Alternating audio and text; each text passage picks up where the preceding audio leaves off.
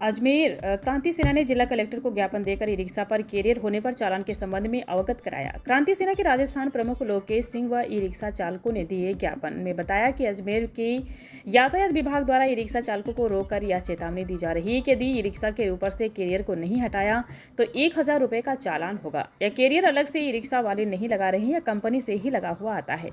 बता दें कि ई रिक्शा में जब 4 सवारी बैठी हैं तो कुछ बैग या सामान ई रिक्शा की छत पर रखा जाता है। यदि ई रिक्शा की छत पर कैरियर हटा दिया जाएगा तो 4 सवारी बैठाने के बाद सवारी का सामान रखने की कोई जगह नहीं होगी, जिस कारण उसकी रोजमर्रा की सवारी पर असर होगा। इससे उसकी रोजी रोटी पर समस्या उत्पन्न होगी।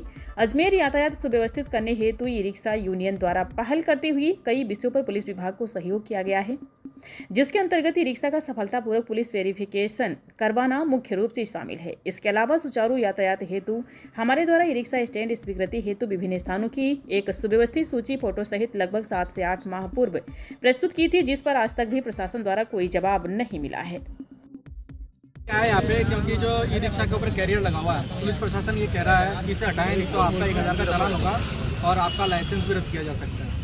मैं पुलिस प्रशासन को बताना चाहता हूँ, ये जो ई रिक्शा पे कैरियर लगा हुआ आ रहा है, ई रिक्शा वाले लगाते नहीं, कंपनी से लगा हुआ आ रहा है। जब ये RTO पास होने जाता है तब भी इसके ऊपर कैरियर लगा हुआ ही होता है।